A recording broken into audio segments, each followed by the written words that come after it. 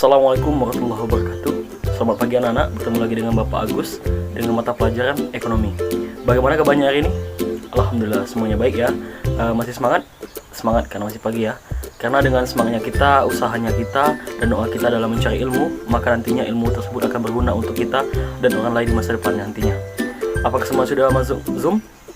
Ya, jika sudah silakan cari posisi yang nyaman dan silakan aktifkan kameranya agar proses pembelajaran kita hari ini dapat terlaksana dengan baik dan nyaman. Baik, untuk memulai pelajaran kita pada hari ini sebaiknya kita berdoa terlebih dahulu ya, agar ilmu yang kita dapatkan dapat berguna dan keberkahan dan bermanfaat di kemudian hari. Berdoa menurut kepercayaan dan agama masing-masing. Berdoa mulai.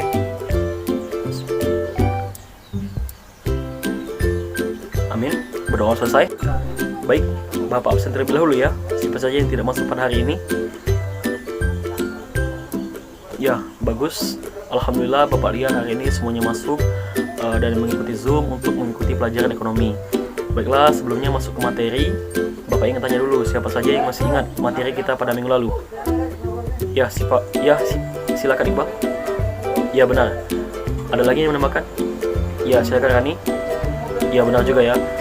Jawaban dari teman-teman kita semua itu sudah benar, bahwasanya minggu lalu kita telah mempelajari tentang pengertian inflasi, penyebab inflasi, dan jenis-jenis inflasi.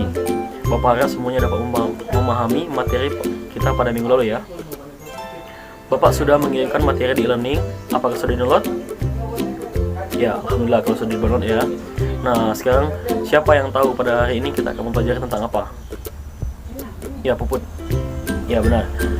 Pada hari ini kita akan mempelajari tentang dampak inflasi. Bahwasanya materi minggu lalu itu berkaitan dengan materi yang akan kita pelajari hari ini, yang mana tujuan pembelajaran kita pada hari ini siswa itu mampu menganalisis dan menjelaskan dampak inflasi. Baiklah anak-anak, dikutip dari Badan Pusat Statistik atau BPS, inflasi adalah kenaikan harga barang dan jasa secara umum terhadap kebutuhan pokok masyarakat atau menurunnya daya jual mata uang pada suatu negara.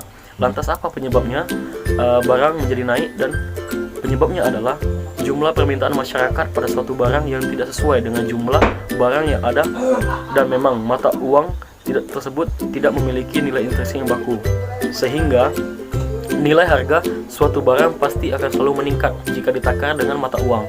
Namun setelah terjadi inflasi, kita memerlukan jumlah uang yang lebih banyak lagi untuk membeli barang yang sama. Dampak inflasi terhadap ekonomi suatu negara cukup besar, karena itulah negara begitu takut tidak bisa mengalihkan laju inflasi. Nah, sekarang Bapak tanya, ada yang tahu dampak inflasi yang pertama itu apa? Ya, silakan Putri. Ya, benar, bahwa dampak inflasi yang pertama itu mengurangi daya beli, yang mana jumlah uang yang sama akan membeli lebih sedikit barang daripada sebelumnya. Hal ini terjadi karena penjual terdorong untuk menaikkan harga barang mereka sebagai upaya untuk menangkap nilai yang sama untuk barang-barang mereka setelah inflasi. Dengan turunnya daya beli, maka biaya hidup standar menjadi lebih tinggi daripada sebelum inflasi. Konsekuensinya, orang-orang dituntut untuk menghasilkan lebih banyak uang daripada sebelumnya. Sebab untuk bisa mendapatkan barang atau jasa yang sama, mereka harus membayar lebih mahal. Jika penghasilan tidak sejalan dengan inflasi, maka daya beli akan turun, taraf hidup pun menjadi turun. Inflasi yang tinggi atau hyperinflasi bisa membuat perekonomian terpuruk, sehingga harga-harga atau barang jasa di luar jangkau masyarakat umum. Ya, selanjutnya ada yang tahu? Ya, Aldi. Ya, benar.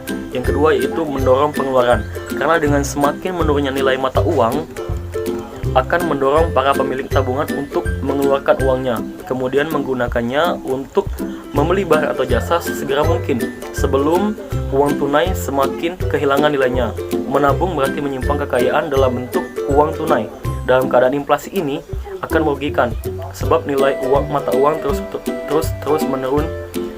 menurun.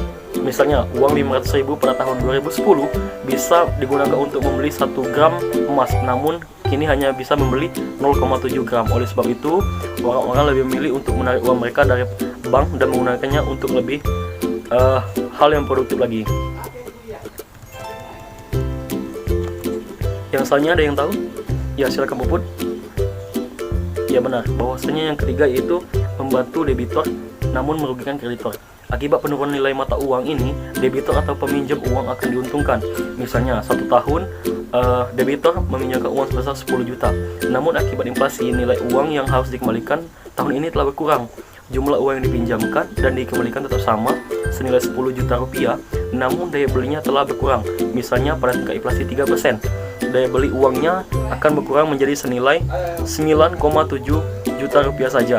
Oleh sebab itu, debitor diuntungkan karena membayar nilai yang lebih rendah dari yang seharusnya. Namun dalam kasus ini, akibat inflasi, nilai hutangnya jadi berkurang 0,3 juta dalam 1 tahun.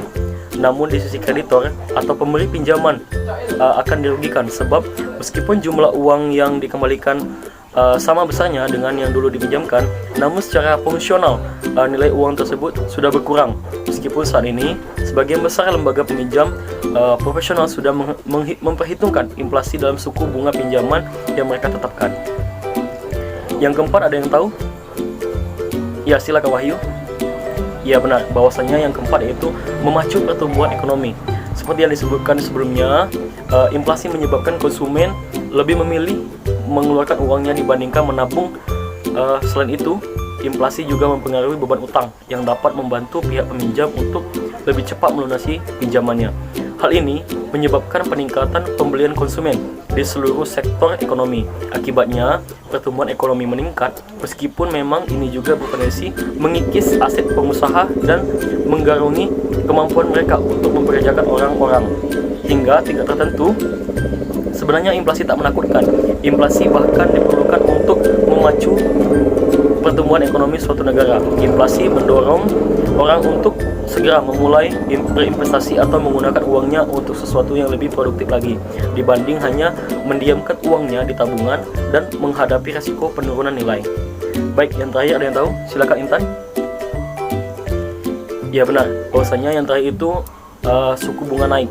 Inflasi membuat suku bunga naik tinggi. Penyebabnya banyak, namun ada 2 penyebab yang akan kita bahas pada materi hari ini. Yang pertama itu karena pihak bank atau kreditur pemberi pinjaman menyesuaikan tingkat suku bunga yang mereka tetapkan dengan nilai rupiah terbaru. Penurunan nilai mata uang akibat inflasi ini dimasukkan dalam perhitungan untuk menentukan suku bunga. Jadi jika di tahun depan nilai rupiah akan turun hingga 2%, maka pihak bank dan kreditur akan meminta 2% di atas margin keuntungan yang mereka dapatkan. Penyebab yang kedua yaitu karena pemerintah sengaja mendinginkan perekonomian. Dengan menaikkan suku bunga, maka bunga pinjaman akan menjadi lebih mahal, sehingga tingkat pinjaman baru akan berkurang.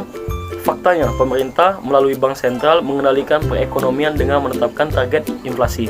Karena inflasi yang ringan dapat mendorong pertumbuhan ekonomi. Inflasi perlu dilakukan agar masyarakat percaya bahwa harga akan terus naik. Baik, itulah materi kita pada hari ini. Apakah ada yang ingin tanyakan? Ya, jika belum, tidak apa-apa. Bapak harap semuanya kalian paham dengan materi yang telah Bapak sampaikan pada hari ini. Baik, ada yang ingin menyimpulkan pelajaran kita pada hari ini? Coba Bapak minta Aldi.